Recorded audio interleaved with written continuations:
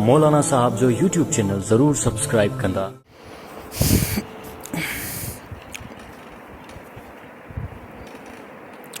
अच्छा हिकिड़ो सुवाल हो इंतहाई जो हया खां ख़िलाफ़ भी आहे, छाजे करे त इहे सुवाल काफ़ी ईंदा रहंदा आहिनि, उनखे बयान बि करिणो पवंदो आहे। हिकु सवाल त साईं, हिकु शख़्स कंहिं औरत सां बदकारी कई, इन खां बाद में उन सां निकाह कयो, छा उनजो उहो निकाह साबित थींदो या न थींदो?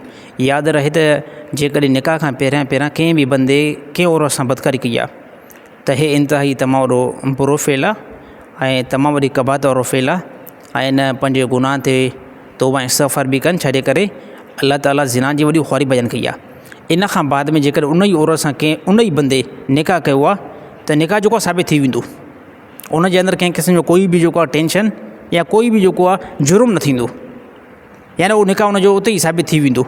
बाक़ी रहियो मामिलो निकाह खां पहिरियां जेको बदकारी थी आहे, उन ते औरत ऐं मर्द बिलफ़र्ज़ हिन टाइम ज़ाल मुड़ुस आहिनि, पर उन जेको आहे पंहिंजी ख़ता ते तौबा इस्तग़फ़ार वला तक़रबु ज़िना इन्नहु कान फ़ाहिशा व साअ सबीला। अल्लाह ताला फरमायो ज़िना जे क़रीब न वञो, बेशक इहा हिकु बेहयाई आहे ऐं अल्लाह ताला फरमायो बुरो रस्तो बि आहे। त ज़िना खां जेको ज़िना हिकु इस्लाम जे अंदरि बल्कि तमामु जेके नबियुनि जी उम्मत जे अंदरि ज़िना हराम हुयो ऐं इन जे क़रीब जेको बि बंदो वेंदो उहो दुनिया जे अंदरि ख़सारो ॾिसंदो। ॾिसो भले हिन टाइम कंहिं साथी जे ज़हन जे अंदरि इहा ॻाल्हि न अचे, बहरहाल इन जो जेको नुक़सानात जेको न दुनिया जे अंदरि इन बंदे खे ॾिसणा पवंदा।